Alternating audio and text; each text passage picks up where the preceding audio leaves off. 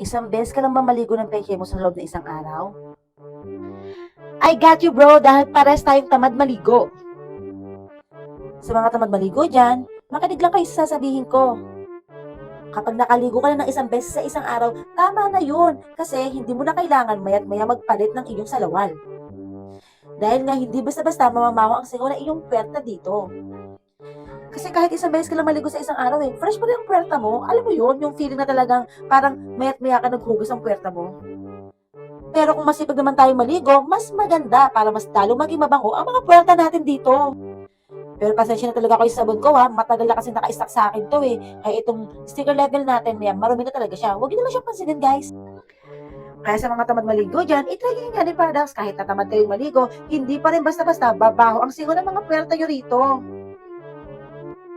At kahit na bigla pa tayong lambingin ng mga jowa natin, kahit na 12 hours pang nakakalipas, magpapamukbang agad sila sa atin kasi iisipin nila na bagong hugas tayo ng mga puwerta natin. O sige na guys, mamaya na lang ulit dahil hinihintay pa ako ng jowa ko dahil alam niyo na, bye muna sa ngayon. See you later. Bye!